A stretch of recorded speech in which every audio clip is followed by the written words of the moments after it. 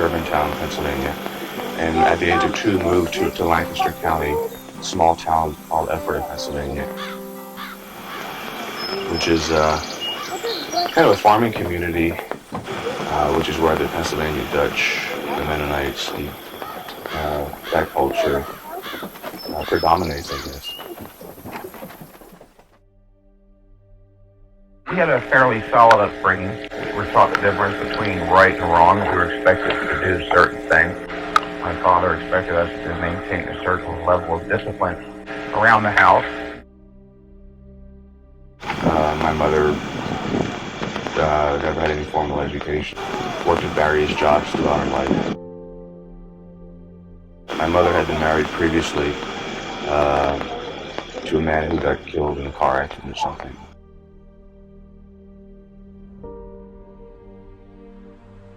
My dad's been a truck driver all his life. Never had any formal education either. I mean, he was a tough-minded individualist and always seemed to find it easy to stand up for what he believed in. In fact, he at times reveled in it. Not that his was a crusading spirit, but he was not averse to a fight. And from time to time, he would even boast about his integrity and strength and conviction, which had a way of irritating some of the, what I refer to as weak-willed and handy types around us.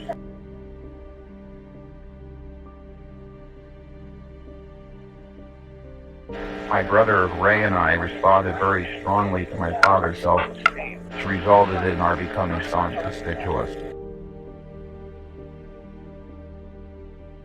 I can remember a number of occasions when people referred to the Mentzers, my father, my brother, and I, as arrogant and conceited, which only served at the time to fuel my nascent individualism. Actually, we were not arrogant or conceited. We were just proud of ourselves. My father, who, while not an intellectual, learned something about the value of knowledge in the course of his life and sought to inculcate that value as me. I can remember he would reward me when I did well in school. He would give me money or gifts. I remember one time he gave me a $20 bill, another gave me a baseball mitt. Those helped to encourage my arch that doing well at school. My father, again, was always proud of the good marks that I got at school. He would brag about me to his friends and other relatives. That bound to have a strong impact on him at the time. The other influences were a few teachers who were intelligent and benevolent enough to identify the fact that I had a good mind. The effect that my father and these specific teachers had on me by applauding my mind was the greatest childhood influence I had, and looking back, without a doubt.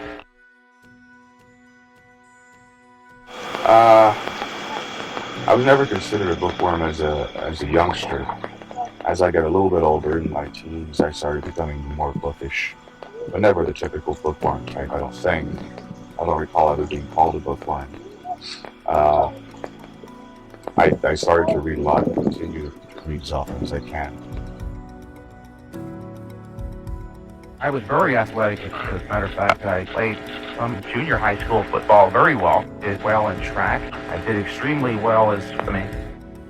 I was the physical fitness champion of our high school 4 or 5 years in a row. I was always out in the backyard doing push-ups, sit-ups, jumping fences, climbing trees. I enjoyed all that stuff, but all of that changed immediately when I discovered bodybuilding.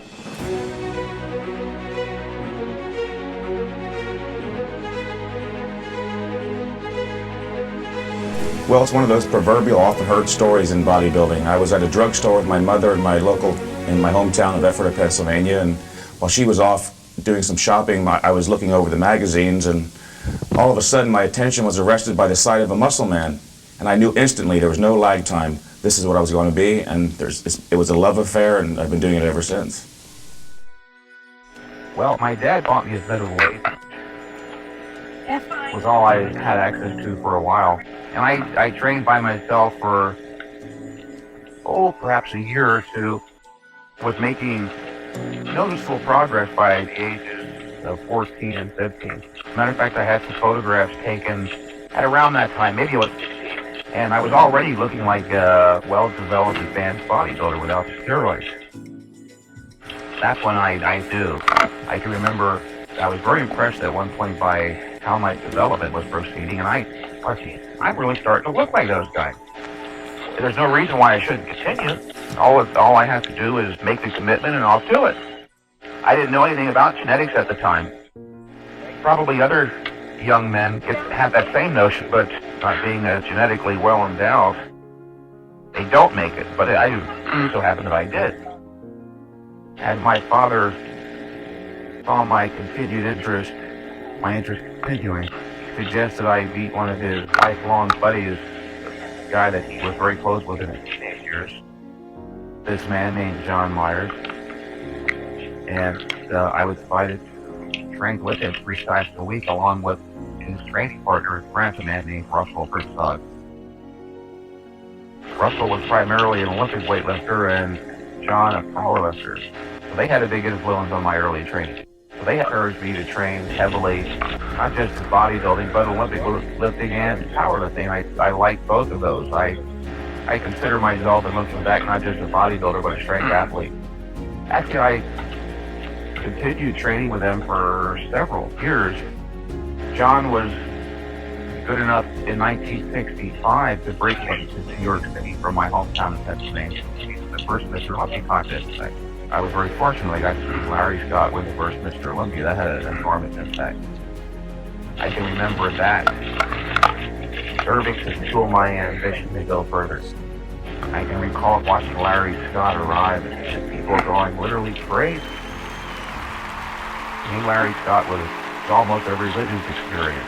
I remember after the contest, I was determined to get backstage, and so I climbed up a fire escape, and lo and behold, I ended up walking right into the dressing room where Larry Scott and Dave Draper were, and I stood there gawking while he wiped the oil off of his enormous arms. I clearly recall being even more impressed by his cans. I had never seen a professional bodybuilder before see his cans from behind while he was drying the oil. I got so excited I couldn't contain myself. Larry was quite friendly, and that as he was leaving, the guards ushered everybody out. I had to go down the elevator with he and Dave Draper. That was exciting too. And then upon leaving, there were still people outside waiting. I got that impression again as to how exciting it must be to have fans waiting for you as you're leaving the hall.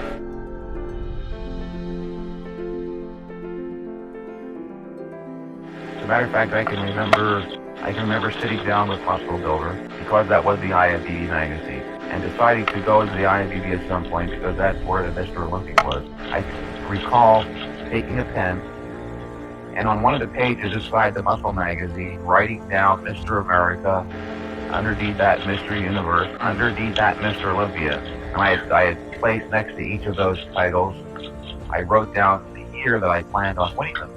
I may have been 14 at the time. I don't recall the year, but it was the Mr. Lancaster County contest. I lived in Lancaster County, Pennsylvania. They had their annual contest. It was my first contest, and I won rather handily. I had beat some of the guys from the city who I used to look up to.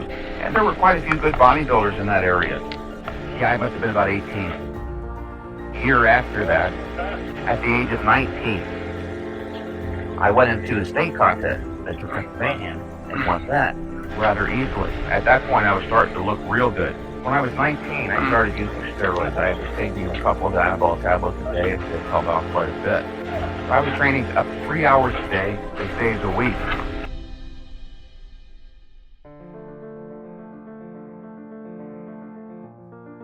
But at the age of 18, and being young and restless and wanting to escape the dominion of my dad, went into the Air Force for 4 years, which is why I ended up in Washington, D.C.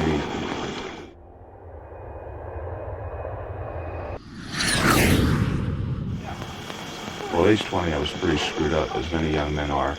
At that period, I was in the Air Force and really didn't know what I wanted to do. I thought I wanted to be a doctor and a bodybuilder, but I hadn't seen that much of the world and felt as though I had to have a certain amount of worldly experience before I pursued anything. I joined the Air Force to see the world and ended up in Washington, D.C., about 150 miles away from my home. So I didn't see a whole hell of a lot, but it was the big city. I did become more worldly.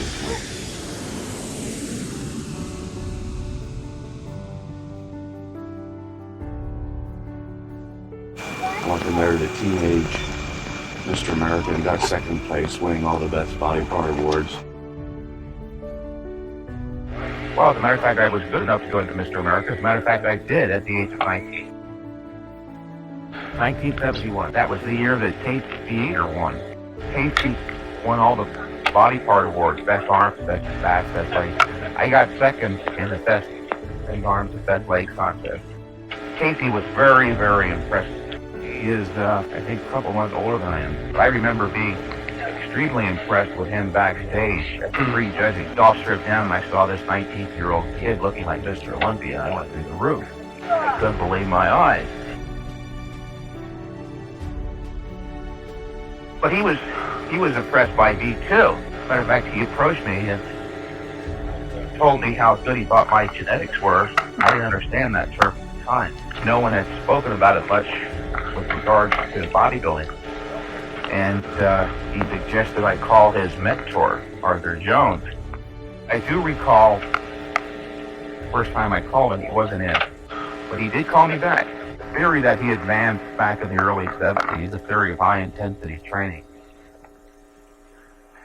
whose principles are that exercise has to be intense, brief, and infrequent, is universally valid. Right after the Mr. America contest, where I placed 10th behind Casey, I injured my right shoulder rather severely during a set of flat bench dumbbell 5. I could not train for almost 8 months after that. I couldn't raise my arm or my side, in fact. During that 8 months of inactivity, I became disheartened, a little bit depressed about it all. Didn't know how to direct my efforts elsewhere. Ended up getting not fat, but more overweight than I should have. And after the Air Force, I stayed there for 3 more years, really kind of floating about aimlessly, not knowing quite what I wanted to do. I had gone into school, so I went to Prince George's County Community College for a while. That's where I met Kathy, by the way, in a philosophy class. And then went to the University of Maryland for a while in a pre-med program. But there's still this thing in my mind about bodybuilding. I had to get that out of the way first.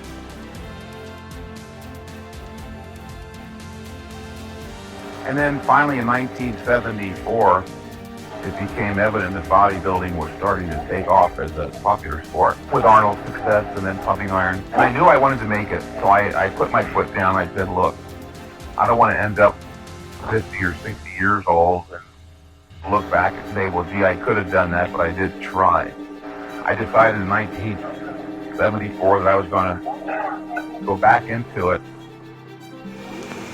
And just for the purpose of getting back into a reasonable condition, not with the idea of competing, started training again 3 days a week, just a couple sets of body part. And in no time at all, started ballooning up and decided that perhaps it was time to start thinking about competition again.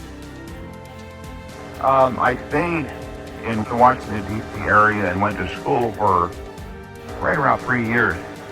I was studying pre-med.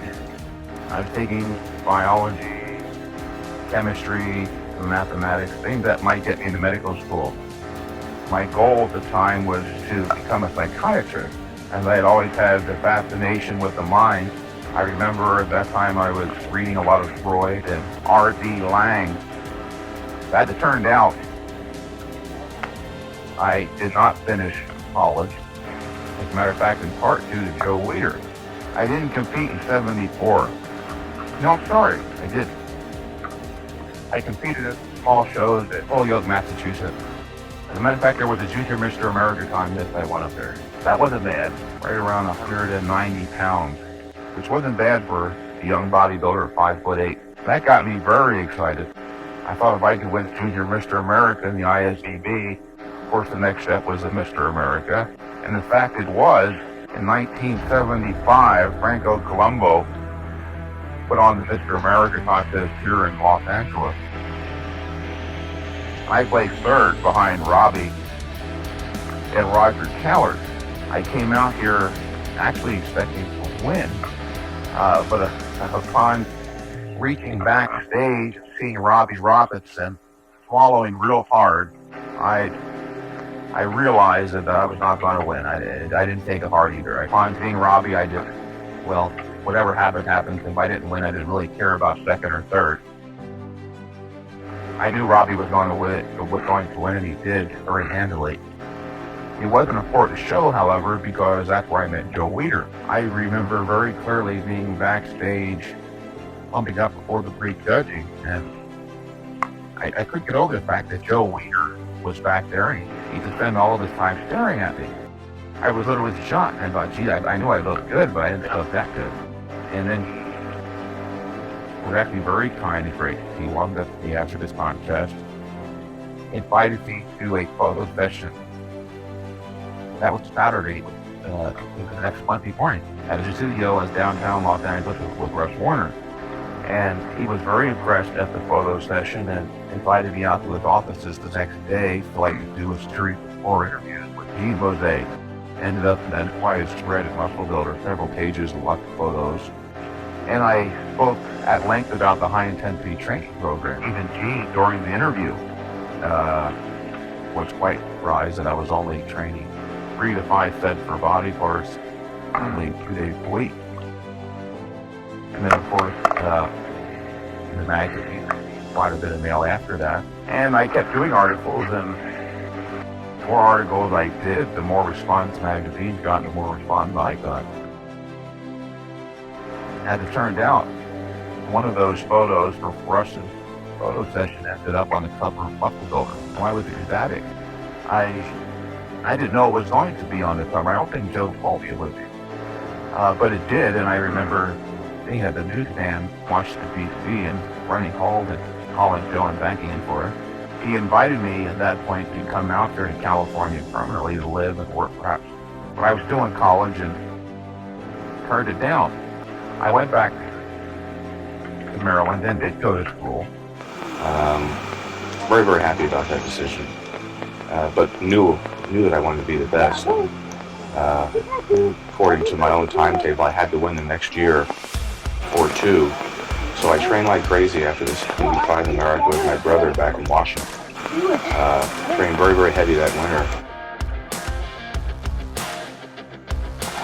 And improved enough to not just win the contest, but totally freak out the judges and people had seen me the year before because I gained 14 pounds of muscle. And they thought I was a different human being. They didn't even recognize me. I went from being a distant third to a very easy first place win, having beaten Roger Callard on every judge's scorecard but one, and that was Arnold's. There were 9 judges, and every single judge voted for me but Arnold. And of course, Arnold was Roger's training partner. I never felt more excitement than I did the night I won the America. I guess maybe because it is the first big contest, getting over that hump. But I can remember, even before they called my name out, knowing I was going to win, and I felt the emotion welling up in my chest, and I had to really keep myself from crying. It was such an exciting moment. And I remember standing on stage, being very, very aware of everything that was going on. The audience, people behind me, around me, and making a definite attempt to never forget this moment. Every impression, sight, sound, smell, everything. I still have that impressed on my mind. That exact moment, everything, feeling, it was great. But that was the beginning. Once you win the America, or at least for me it was, that's a stepping stone, a greater stimulus to continue.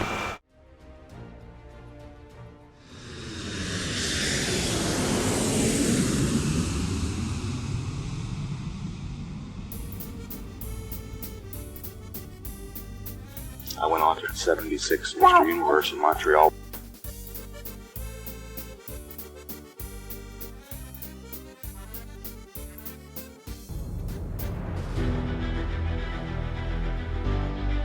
Robbie won. I didn't really think I'd beat Robbie until that night. I thought I had gotten a greater audience reception and people were coming up, Lou Ferrigno, Boyer Coe, and said that, hey, you could really win this thing. But in the back of my mind, in my heart, I knew that there's no way I was going to beat this guy. Not only did I think he looked better, but he was getting all the publicity, and I noticed that Ben Weider was introducing him to all the Montreal dignitaries in the audience, and he didn't even shake my hand, didn't even recognize my existence. The winter of '76, January, February, I was walking, a quarter to a half mile between classes at the University of Maryland campus, and it was freezing. I didn't have any money. I was working for a doctor on the side. I had a girlfriend. I was just generally having a rough time of it. I was also becoming disheartened about the idea of becoming a psychiatrist. I was tired of being broke, so I called Joe and let him know that I was willing to come out if the invitation was still open, and it was. What I decided to do was, in June of that year, fly to Vancouver, British Columbia, to compete in the Mr. North America contest, which was going to be attended by Joe.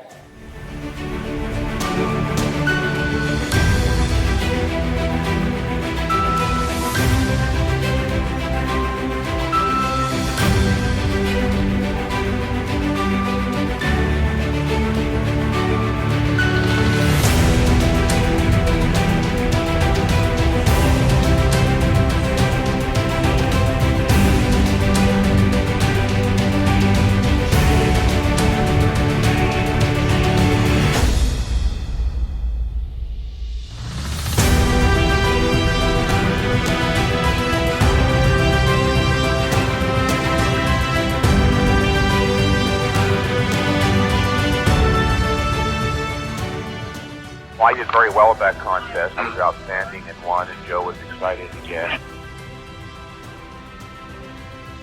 It wasn't the greatest competition in the world, but Darcy Beckles and myself and my brother and two other classmates made it respectable.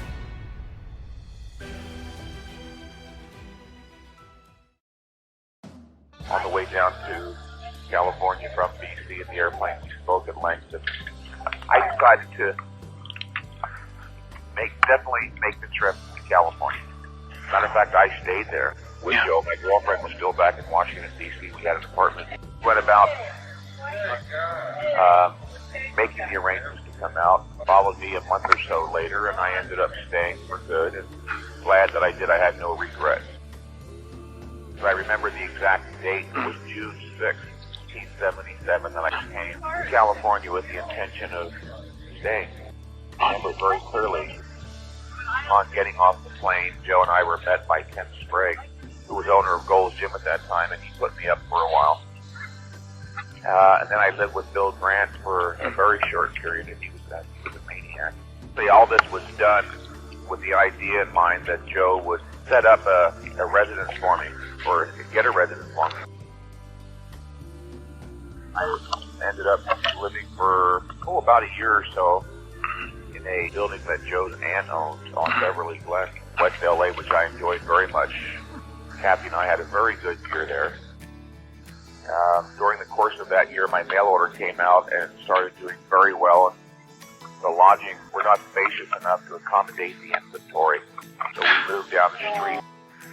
When I first moved here in June of '77, I was associate editor. I was in the office every single day. I only stayed in the office. I continued working in the office for approximately, maybe just 6 months. Once I was here and the word got out, I started receiving quite a large volume of requests for exhibitions. And because I was traveling all the time after a certain point, Joe agreed to just let me continue writing without having to appear in the office.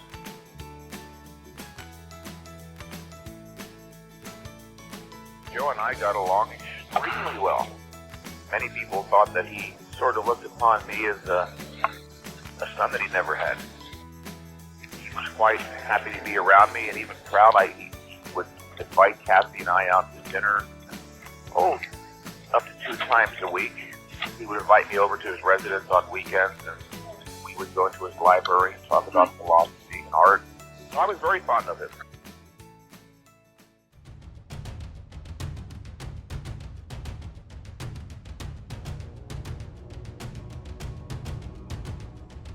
And then in '77, of course, was much worse because I lost to Cal Scala, having been designated the favorite that year.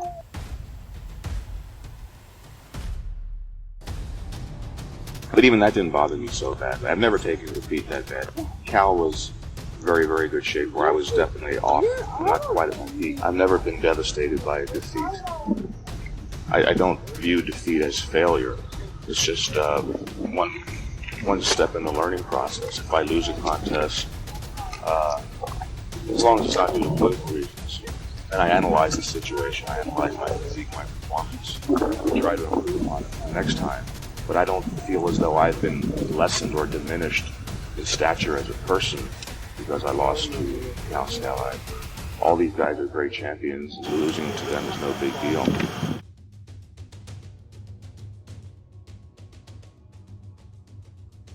But then having lost the 77 universe, I realized I'd better get my act together or forget about making a career in bodybuilding. And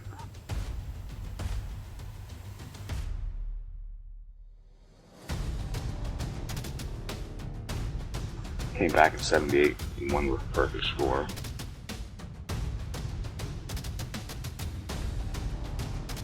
I knew that I had to win the 78 universe or kiss 65, so I trained very, very hard for the 78 universe. Fortunately, did win that one, first and only perfect score in history. In terms of personal satisfaction and elation, it was not what winning the Mr. America was. Winning the Mr. America involved a sense of achievement and triumph that nothing else after even came close. The universe was almost anticlimactic. There was no elation at all. Now that was just one more stepping stone to professional bodybuilding. Having just won the 78 universe, my picture was appearing on the covers of magazines. I was appearing on national TV shows like Merv Griffin, getting a lot of publicity. I was making a lot of money. That was the high point, without a doubt. Mr. North America for 1977, Mike Mentzer of Washington, D.C. Mike, I understand you're a medical student. Does this help? It's curious. Bodybuilders don't seem to be seizing the opportunities that exist. I see three different types. Types of bodybuilders on the scene today. Those who see the opportunity but don't seize on it. Those who don't see the opportunity at all. And those who do see it and seize upon it. It's curious because you would think with the greater interest, the rise in bodybuilding's popularity, the increasing number of practitioners, there'd be more individuals making money and enjoying the fruits of their labor. But this is, maybe I'm wrong in my perception, but it doesn't seem to be the case.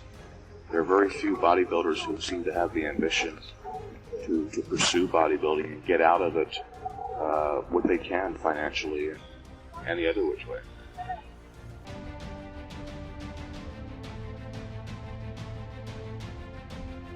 In fact, the 1979 Southern Professional Cup, that was my first professional contest. I went there in top physical condition and also mental condition. I went there feeling the way I had felt for the 76 America. I knew that I was in my best shape and it would take off monster to beat me. Prior to the prejudging, backstage, when we were all stripping down, the one guy I knew that I had to worry about was Robbie. When I saw him stripped down, I knew it again, just as I knew down all the way to my toenails. I'm going to win the America. I looked at Robbie and I thought, there's no way this guy can beat me.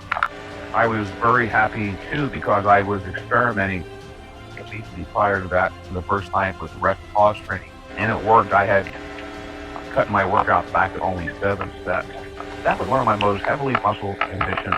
I remember my muscles feeling heavier. I just felt heavily muscled. More heavily muscled at that contest than any other contest. And I was almost as ripped as I was at the 80 Olympia. I was very big and very hard and thought I deserved to win. And I did, and I was very happy about that. A month or two after that, there was a professional contest in Pittsburgh, which I lost to Robbie Robinson. Actually, I had won the prejudging. Short the prejudging, I was in the best condition of my life. But after the prejudging, I made the mistake of going out and eating indiscriminately. At that point, I didn't understand diet fluid intake as well as I was to later. I learned about it in part from the mistakes that I made after the prejudging of that contest.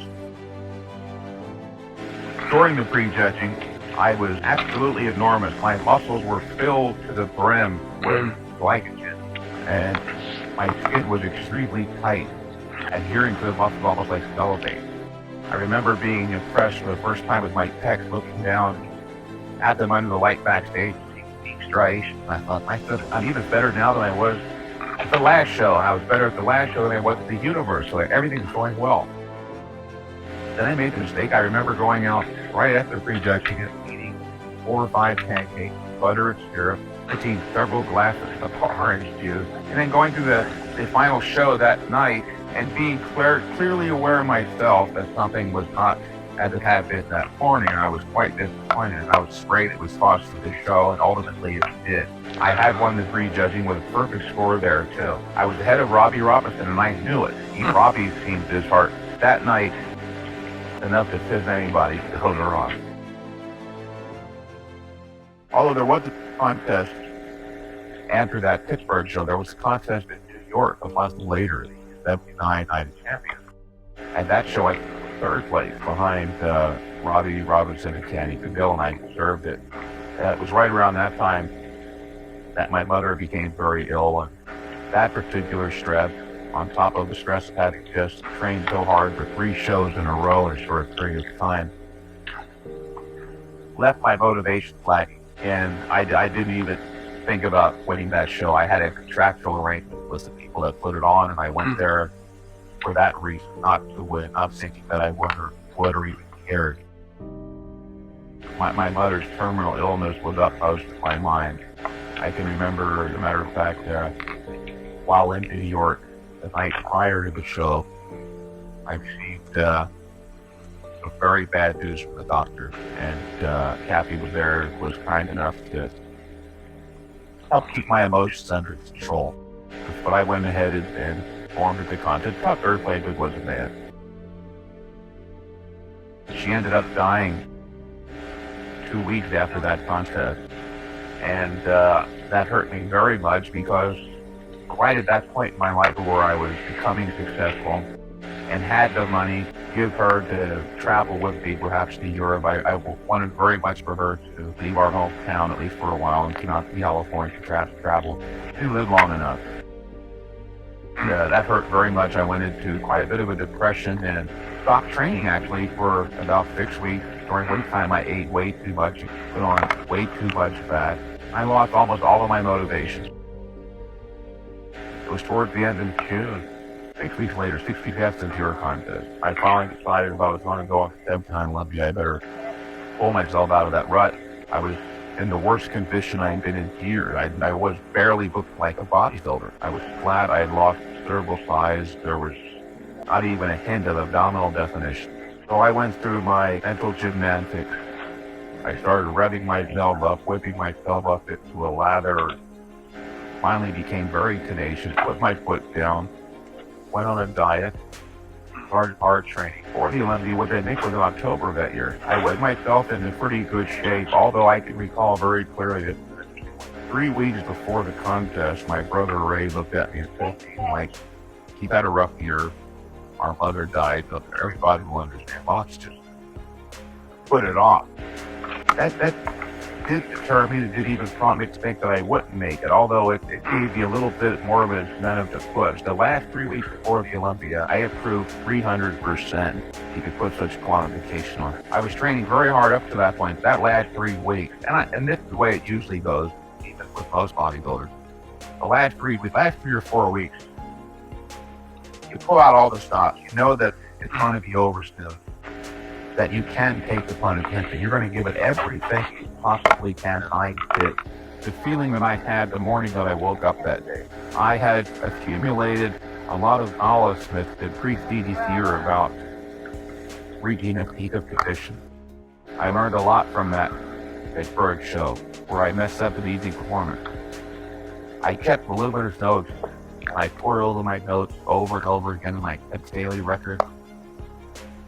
I got a lot of pattern as my weight gained, the body water level. I worked all that out, and I knew I'd be ready for the 79 Olympia, and it worked out. My IT was confirmed. I woke up that morning, everything that I thought would work, did work, and I was in the best condition of my life. There was no subcutaneous fat, or at least it was so little it was negligible. I did get in the best shape of my life. I went into that 79 Olympia knowing that I was as big as I'd ever been, but considerably harder. I thought even at that point that I could beat Frank Zane. I thought that my shape and proportions were equal of his, and that I would be considerably bigger. There's no reason why I shouldn't beat it. And I almost did. I did with the pre-judging look at under perfect score. Won my weight class, placed us very close second to Frank Zane overall. I thought, if they want more definition, then I'll get even more ripped than I was the year before. So I paid more attention to diet all year long, which is something I hadn't done before. I usually waited to start dieting 10 or 12 weeks before the show. I started dieting and doing aerobics in February of that year, and I think the contest was October. I carried my purpose, my goal around with me 24 hours a day, 1980. I can never, no matter what it was I was doing, taking garbage out, going to the post office. Everything I did had a height empathy, because I was constantly thinking about that 80 Olympia. What could I do today in terms of diet, training, aerobics, motivate to improve myself? In addition to heavy training, I was doing a lot of bike riding and even running. And then at different points, a lot of posing. I was physically active almost all day long. Everything that I did was marshaled onto the side of the improvement. And I probably, at a couple points, pushed myself hard. I remember 3 times before that 80 Olympia. Something a lot of people don't know. I pushed myself to the point where I literally didn't almost die, but I thought I was on the side. I had drained not just my glycogen levels, also my ATP. When I woke up in the morning, 3 different occasions, each separated by several weeks sleep, when I literally thought that I had done some irreparable damage to my body. I remember literally not being able to lift my arm without being left breathless. That I had pushed myself past the point probably very few human beings have ever done. I placed too much value on winning that contest.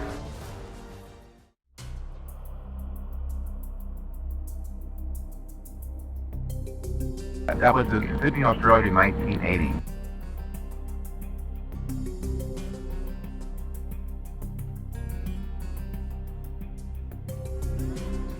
I remember promoted fairly with John Balik the day before the show at Paul Grant's gym. He was very concerned.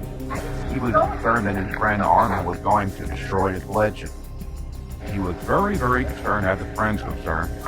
He told me that, in fact, Arnold told him he was going to go on the show, and Alan tried to talk him out of it.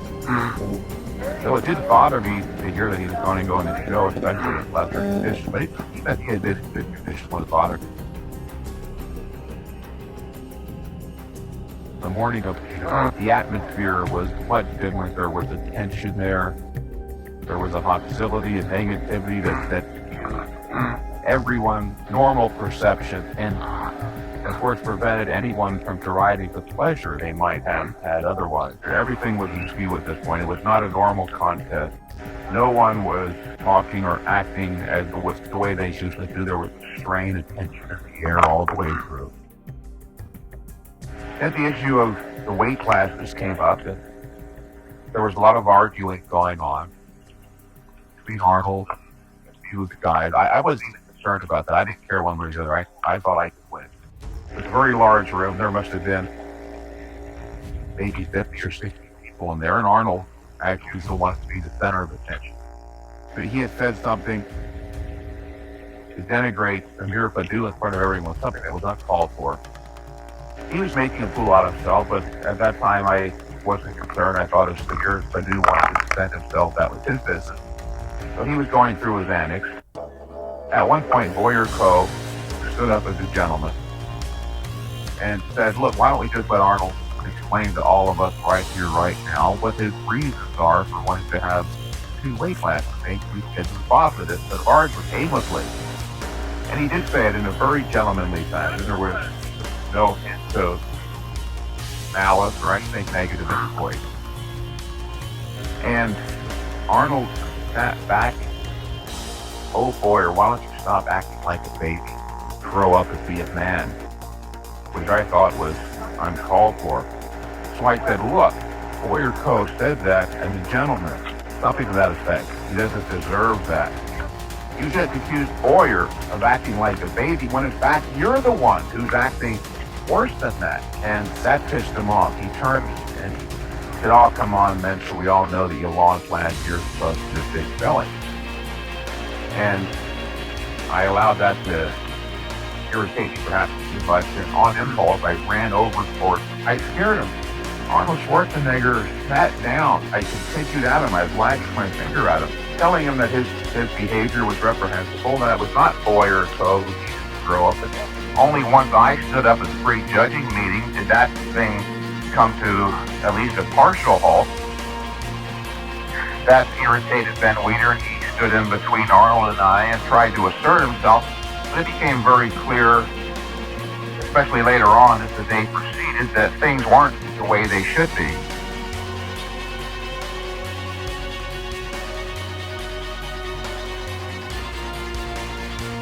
In 1980, I placed fifth at the Mr. Olympia, a contest that I and almost everyone else who witnessed it was convinced was fixed.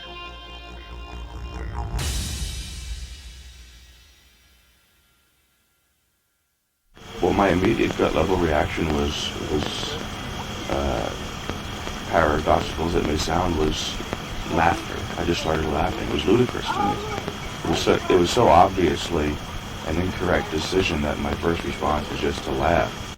It's interesting, at the 1980 Olympia, the only people who saw Arnold as the winner were the 7 judges and his closest friends.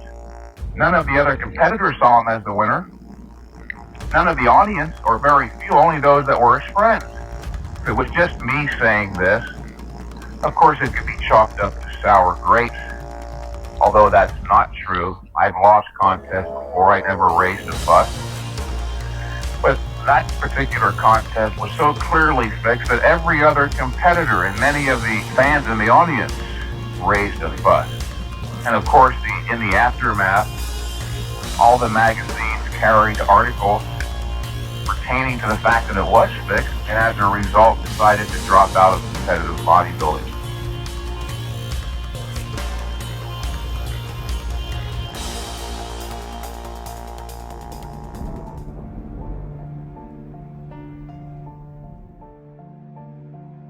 In some ways, I'm glad the 80 Olympia turned out the way it did. It brought into clear focus for me really what the political establishment of bodybuilding is really all about. For years, I was walking around in a fool's paradise. I thought everyone was as nice a guy as I was. I thought that evil was something you just read about in novels and newspapers, when in fact evil is something that's around all of us. This brought it all into focus, and I didn't want to be involved or associated with people like that, and decided to drop out.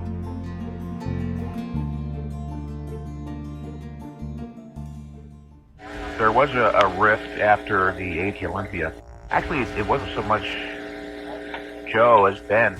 There was one time when I was in the ombudsman, a phone call came in from Ben Weiner for me. During the course of the conversation, I can remember yelling at Ben. He was not appreciating some of the things that I was saying about the ISBB with regard to the 80 Olympia. And I remember Joe grabbed the phone. "Why are you yelling at my brothers like that?" And Joe took the phone and talked to Ben, and I could only surmise what Ben said, but whatever it was, Joe's response was, as I was standing there, "What do you want me to do, Ben? Put a muzzle on the guy?" I was talking a lot. I was saying a lot of things that Ben didn't like. I suspect at one point Ben got very irritated and told Joe to cool it with Mike Mentzer, and there was cooling after a while.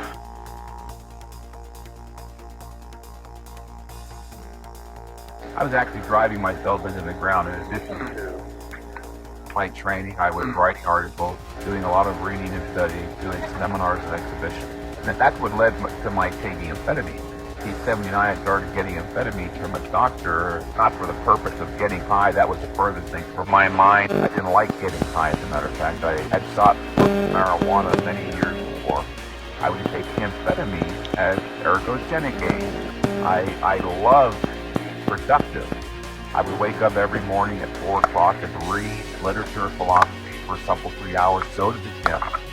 After that, come home and write an article, go back down to the beach and bike for 40 miles, come home, take a nap, go back down to the beach area and run 3 to 6 miles, and then come home, pose, do some more studying, answer phone calls, do some business with a mail order. But I didn't realize that I had lost sight of the fact that the body and mind has limitations. I was in love with being conscious.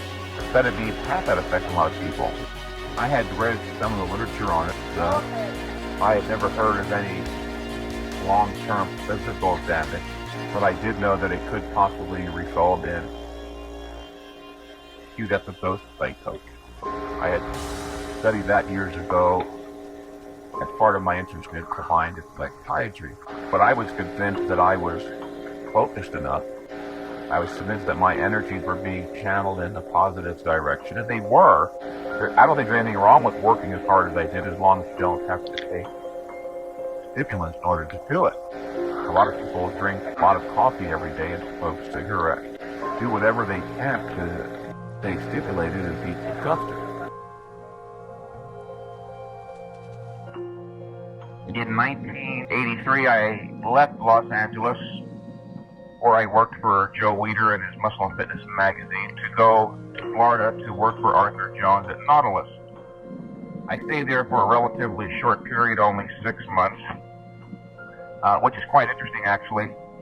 A year or two prior to that, I said to an old friend of mine, I wouldn't mind working for Arthur Jones, if only for 6 months, to get to see how his mind works. As it turned out, it was only 6 months, and I left his employ.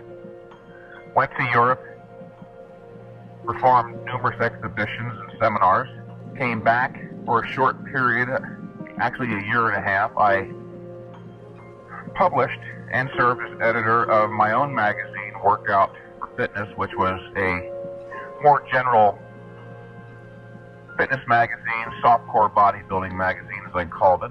It became the central focus of my life for a year and a half. I worked harder than perhaps I'd ever worked in my life, sometimes staying awake 2 or 3 days at a time to meet production schedules.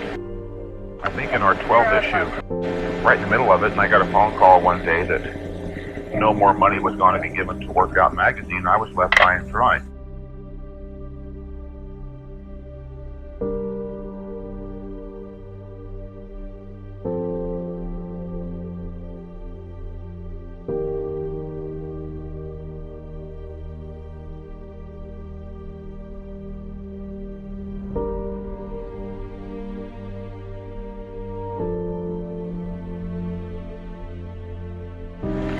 At that point, I was taking a lot of amphetamines, and that, on top of everything that happened that left me emotionally distraught, did something to my mind that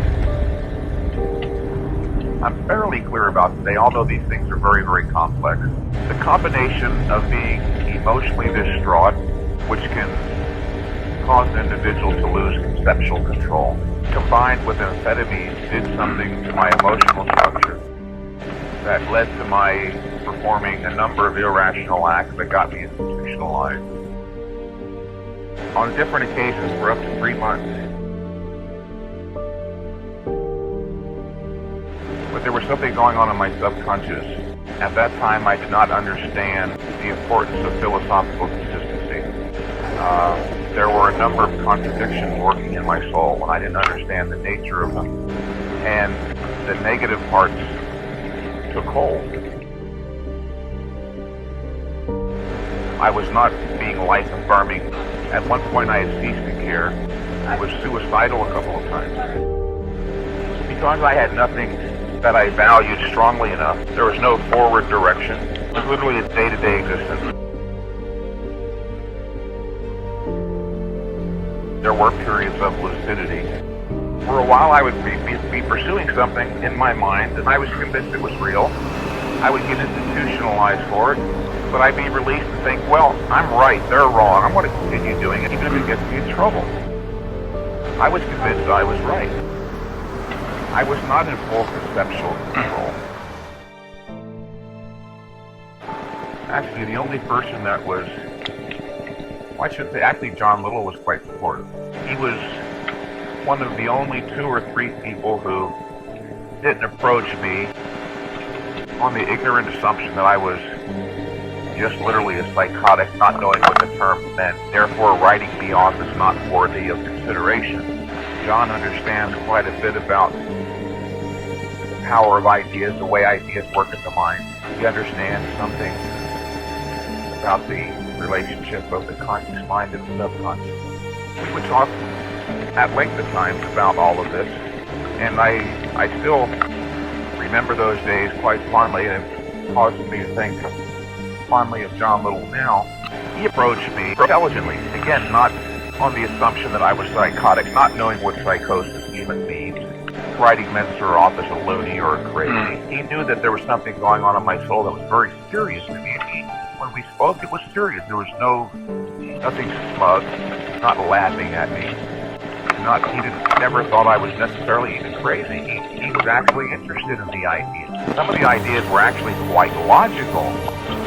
The basic premises were way off. Thinking was actually quite sound on some of it. This is something I learned about later, too. A lot of people have used logic brilliantly, but their basic premises aren't in reality. Or they build castles in the cortex. Their ideas have very little bearing on reality. I was still studying, this is the part that interests me the most, I was still studying philosophy. I understood what I was reading, understood the importance of being in control of one's mind. But there was a lot I didn't understand. There were forces at work in my subconscious that I literally did not have an explicit understanding of. As Ayn Rand points out, that which is not explicit is not in man's control. I didn't have an explicit understanding of what was going on, and therefore I did not have full control.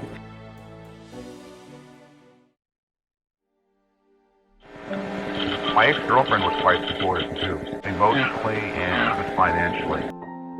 Most other people, from what I understand now, just wrote Mentzer off as a great deal, not understanding anything philosophically about what was going on. Just an opportunity, as John Little pointed out, to say, we were not so bad. Mike Mentzer wasn't that great anyway. So by breaking Mike Mentzer down, they kind of elevated themselves in their own eyes. People often laugh, mock, jeer at things they don't understand. One thing that does disappoint me is the fact that there were so few people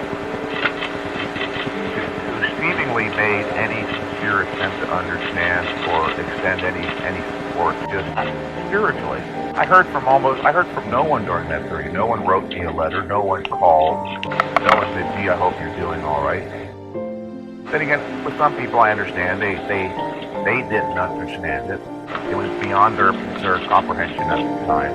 But that's what disappoints me a little bit. And again, it's reflective of our whole society. People really don't make an effort to understand.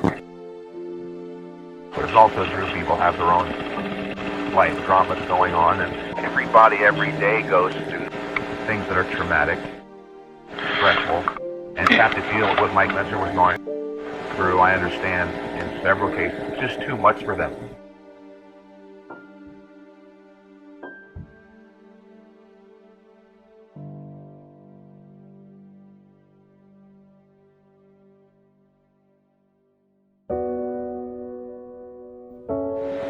It finally dawned on me that the phantasms I was pursuing were not real. Finally, the last institutionalization, I realized, hey, there's something wrong here. This is too much of this. There's something going on in my mind here that's not right. And I gave it a lot of thought and realized that all of that stuff contradicts everything else I had believed in for a long time, and that's what was right. Get back to what you do before, Mike Mentzer. That emotional trauma you had with your father dying, and the magazine, and whatever else, along with the amphetamines, really did do something to your mind, and raised all of that and go back to what you did know for sure.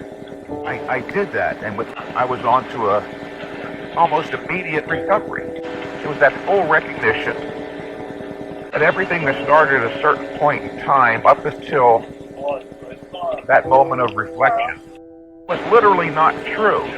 So I acted, I took that particular step. I acted on the conviction that none of that was true. I ripped it out of my mind. And that conviction was the turning point. I understand that very clearly now.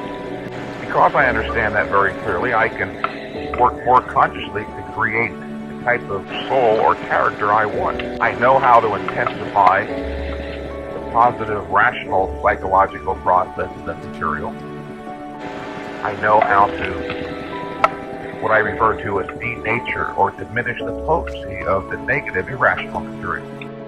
By taking a strong, positive, conscious, affirmative stand towards certain mental content, we can be better assured that that will work in our mind for us in the future.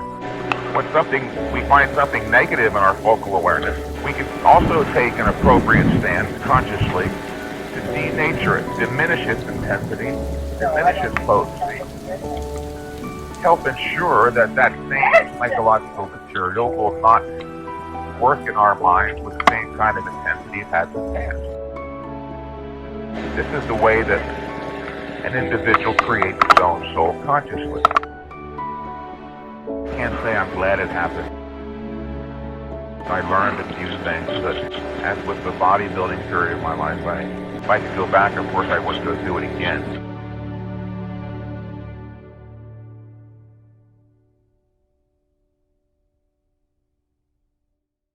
So, I mean, does it bother you that people have got a distorted view of what happened or events or whatever? No. Nothing like that bothers me anymore. Nothing, absolutely nothing like that bothers me. Right. The ones who really care to take the time to understand will see it for what it is, nothing to cheer at. And those who don't care, who are only looking to lower somebody else so that they can feel better in their own right, well, those people obviously should be concerned. I was down at Gold's Gym right away, seeking clients. I started my own personal training business, which started out quite slowly. I bring that up for those listeners who might be considering starting their own training business or who are having trouble now.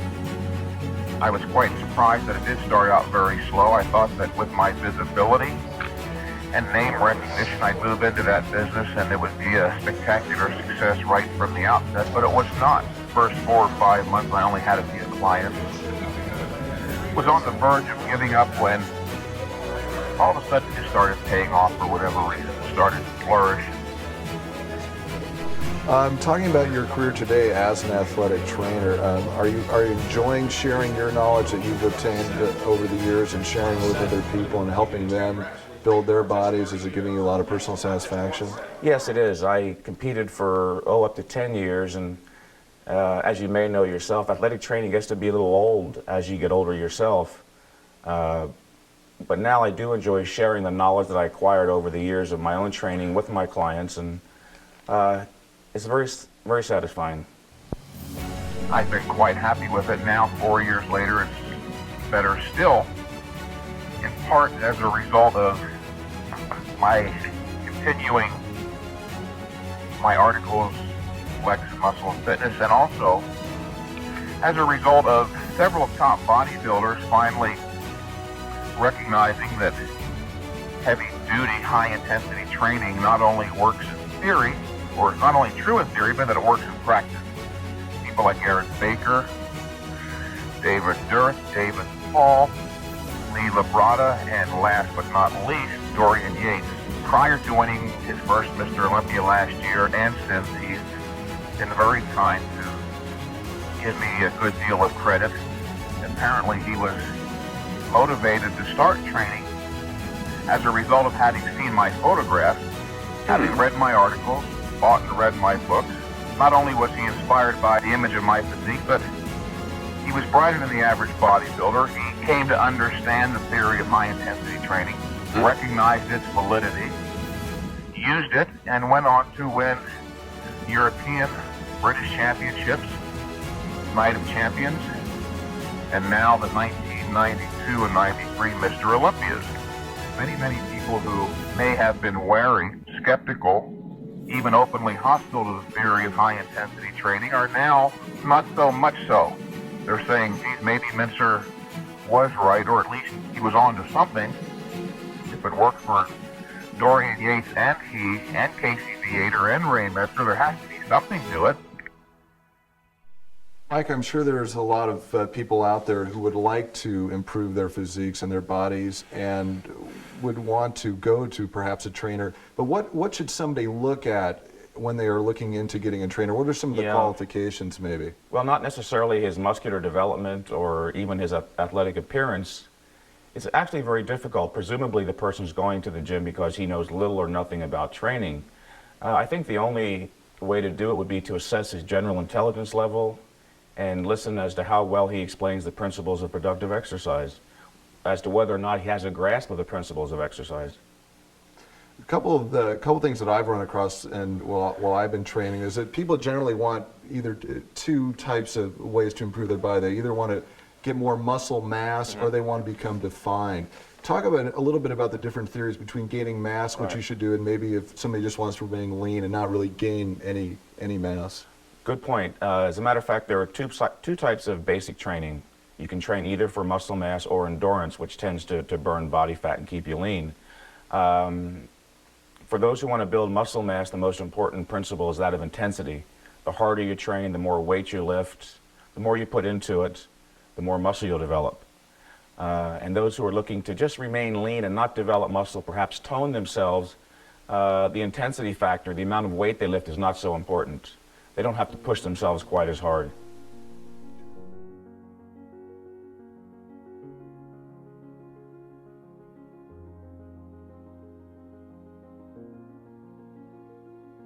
I had a standing policy as a young man of always looking for someone to admire, to look up to. That was on the level of my sense of life, my preconceptual, emotionally integrated view of life, the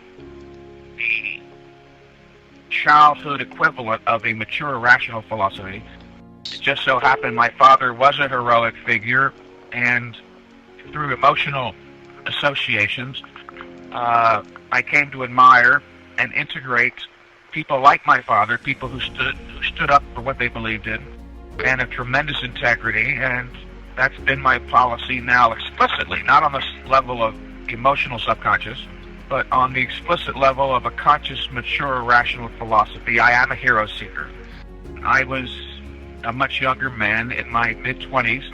Back in the 1970s, I was in my literary period, reading the classics and just about anything I could get my hands on. And by chance, I came across Atlas Shrugged in 1977. Read it more or less as a literary duty, enjoyed it, but was not overwhelmed by any of the philosophy. And then in 1980, I met a very impressive man, in fact, the most impressive individual I've ever met, a man here in Los Angeles named Rex Dante, fairly well known in certain circles here in Los Angeles as a philosopher. And upon first meeting him, I recognized that he was the man of the highest mind I've ever met. And I asked him how he got like that, and he said, Ayn Rand. And I knew the name, and he suggested I pursue my readings of Ayn Rand, beginning with The Fountainhead, which I did read. In fact, that would have been my second book, of course, having read Atlas Shrugged prior. And from there on, I went to her nonfiction works, including The Romantic Manifesto, which, interestingly enough, is my favorite of all her books, as I'm not truly an artist, and The Romantic Manifesto is her statement on art. The virtue of selfishness, capitalism, the unknown ideal, and many others. Yes, I feel very fortunate to have lived in the time of Ayn Rand, and I've thought about that many times. I don't know where I'd be without objectivism, exactly. I was always intellectually oriented, but there are a lot of people out there posing as intellectuals who don't impress me at all. In fact, many intellectuals claim the title based on an anti-intellectual approach to the intellect, believe it or not.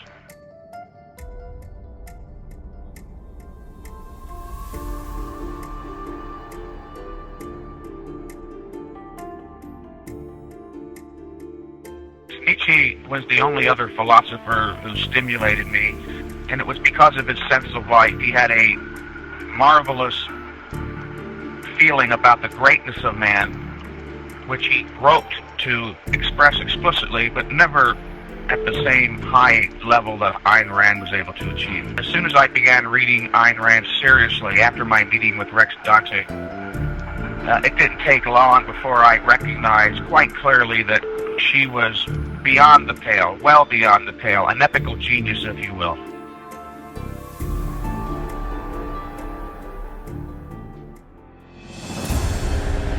The reality we live in is the only reality there is. Things are what they are. Learn to use your mind to identify those things accurately and evaluate them. Don't turn your mind into a distorting agent. Don't use your mind to evade the facts of reality. Confront reality as it is, which is the principle of justice. A is A. Things are what they are. Nature, in order to be commanded, has to be obeyed. Part of nature is your own mind. It has an identity. Learn how to use it properly. To the extent that you do, you'll be happy and successful. To the extent that you evade that knowledge, you'll be unhappy and unsuccessful. Without a doubt. This is a wonderful endeavor in and of itself. There's a lot of self-satisfaction to be derived from recognizing that you are able to discipline yourself and use a certain amount of knowledge to take yourself from point A to point C. Take your body from being average or below average to whatever it ultimately might be.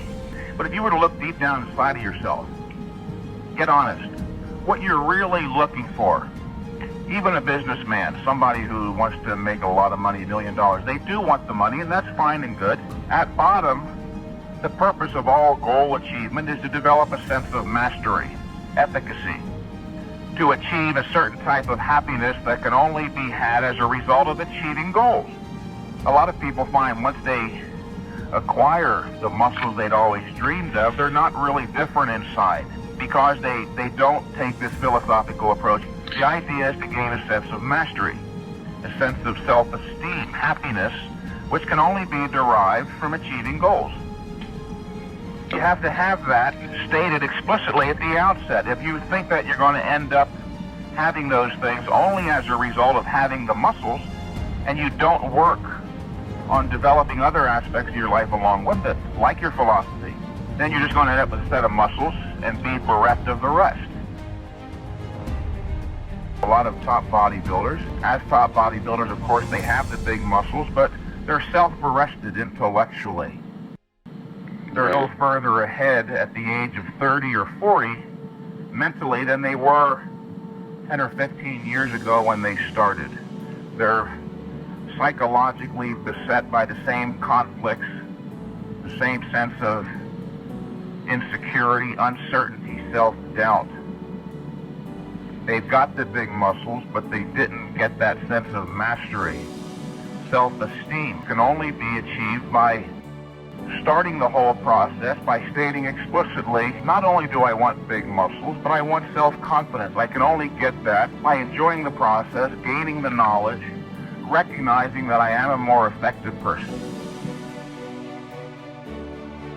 It's interesting, as gratifying as it is to receive emails, phone calls, letters every day from bodybuilders around the globe, thanking me for helping enlighten them with regards to a valid scientific approach to training.